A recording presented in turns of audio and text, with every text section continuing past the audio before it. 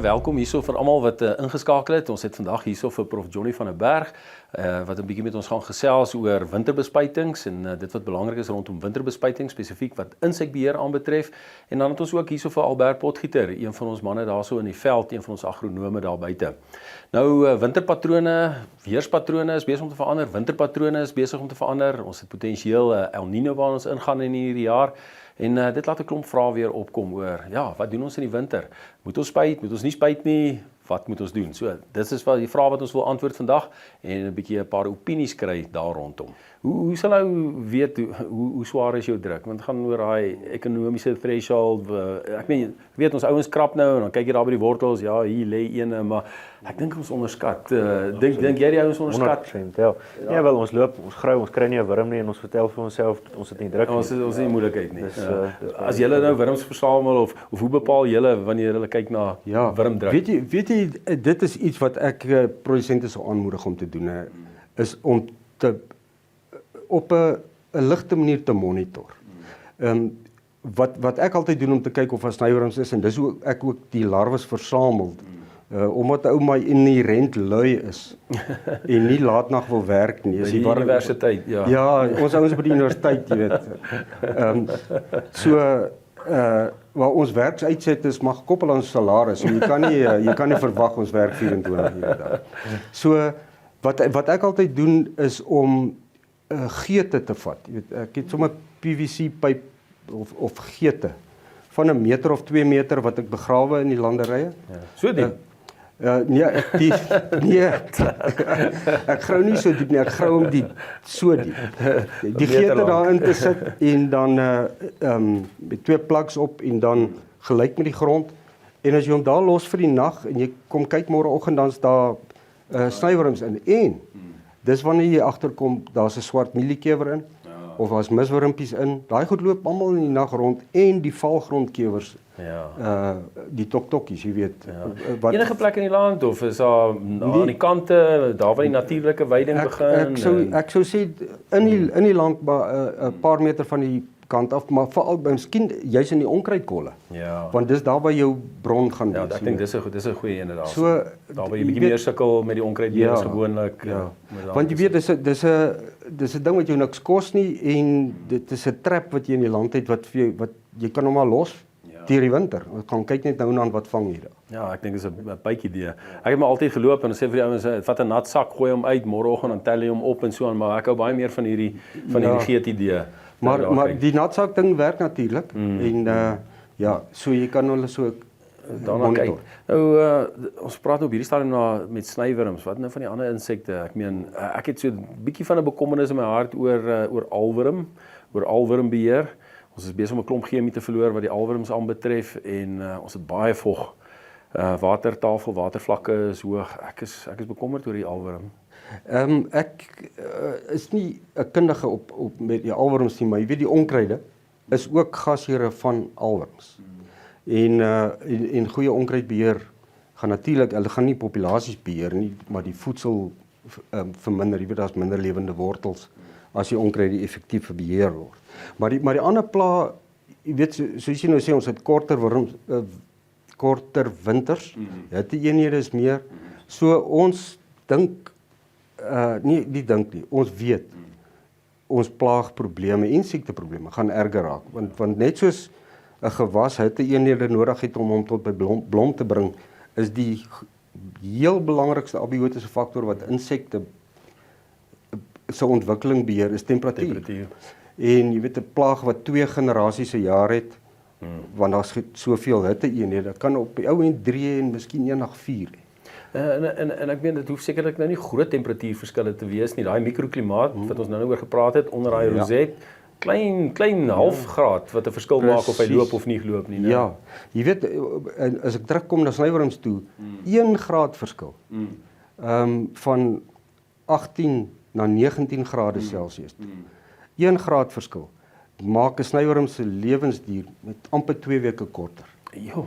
So en 3 grade maak hom van 60 dae na 40 dae toe korter. So ons temperatuur is En dan die hitteenhede wat die onkruide aanhelp, wat help die snywurms aan En ander plaag gaan definitief ook anders begin reageer. Die stamrisper, mieliestamrisper probleem in Suid-Afrika lig nou weer sy kop uit. En hulle gaan in 'n werklike winterslaap in. Jy weet, hulle gaan staan stil. Nie so snyworms en bolworms wat aanhou nie. So hulle gaan in 'n winterslaap in, staan doodstil en hulle die sneller vir hulle uitkom na papie en motte toe is dagliglengte, maar veral temperatuur en vog. En as ons vroeër warmer temperature kry, gaan die stamrispers vroeër uitkom en ons vroeër aanplantings gaan nog erger beskadig word as nie. Right. So ons beskou daai definitief as 'n waarskuwing dat ons ordentlik kyk na die omstandighede. Uit 'n gewone vogbewaringsoogpunt uit en dies meer, ek meen dis vir my voor die hand liggend om 'n goeie winterbespuiting te gaan doen. Lekker jou grondstruktuur reg te kry en alles wat daarmee saamgaan. Wat het jy gesien? Ja, ouens wat dit ordentlik doen, reg doen, betyds doen. Wel dan vir my persoonlik en ek dink jy kan saamstem met proefwerk wat 'n paar jaar terug gedoen is. Jou bewerkings, sou jy enige bewerkings dan doen in terme van kompaksie is baie beter. Jou vogbewaring is ook baie beter, so jy het baie meer vog om kan ek sê vroeër te begin.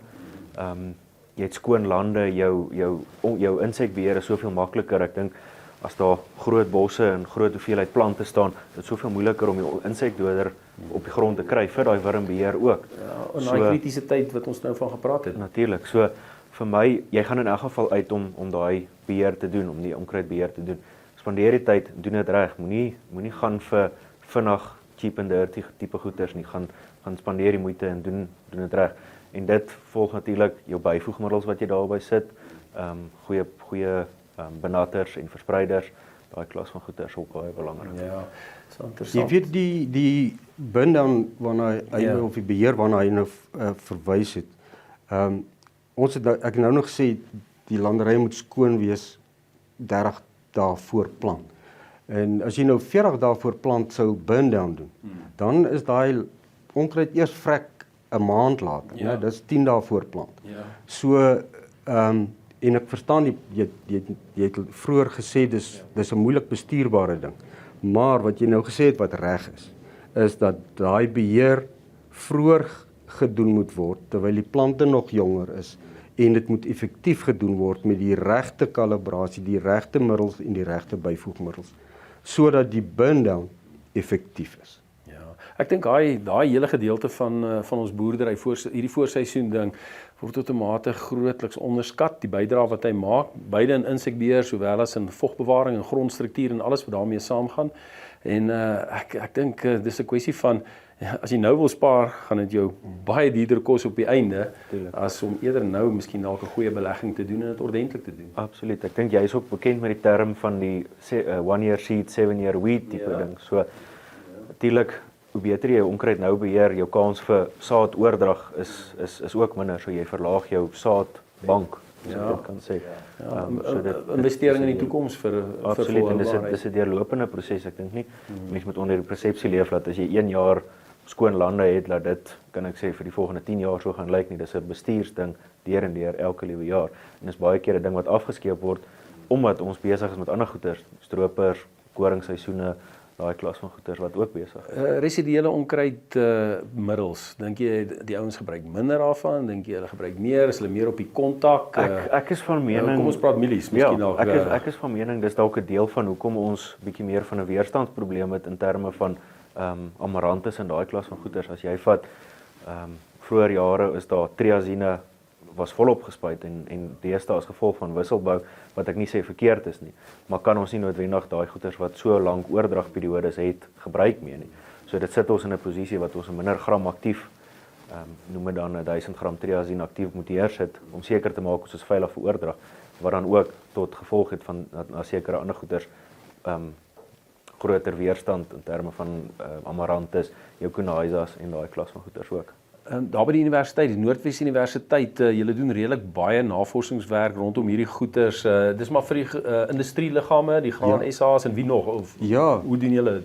Ja, ons was baie hierdie snywerm projek spesifiek was baie goed befonds deur Graan SA en deur die Mielie Trust waar ons kyk na die effek van vog op snywerms en ons het 'n nagraadse student gehad, Zonel van Eden, en my kollega Annelien Du Plessis natuurlik. Ja, Prof Tekkies. Ja, Prof Tekkies. Hulle twee en ek het die werk gedoen. Hoe lank tydperk was dit? Wanneer het dit begin? Die projek is pas afgesluit. Okay. En dit was 'n 3-jaar projek gewees.